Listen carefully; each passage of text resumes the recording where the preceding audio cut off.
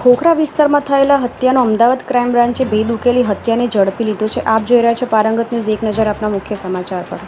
ખોખરા વિસ્તારમાં થયેલી હત્યાનો અમદાવાદ ક્રાઇમ બ્રાન્ચે ભેદ ઉકેલી હત્યારાને ઝડપી લીધો છે. થોડા દિવસ પહેલા ખોખરા વિસ્તારમાંથી એક યુવકનો મૃતદેહ મળી આવ્યો હતો. ત્યારે પોલીસની પ્રાથમિક તપાસમાં મૃતકની ઓળખ અમરાઈવાડી વિસ્તારમાં રહેલા દીપક કોષ્ટી તરીકે થઈ હતી અને શરૂઆતમાં પોલીસે આ કુદરતી મોત લાગી રહ્યું હતું, પરંતુ પીએમ રિપોર્ટમાં માથાના ઈજા હોવાનું સામે આવતા દીપકની હત્યા કોણે અને શા માટે કરી તેની તપાસ શરૂ કરવામાં આવી હતી, જેને પગલે ક્રાઇમ બ્રાન્ચ પીઆઈ એસ.જે. જાડેજાની ટીમ આસપાસના સીસીટીવી ફૂટેજ અને બાતમીદારોથી મદદની તપાસ શરૂ કરી હતી.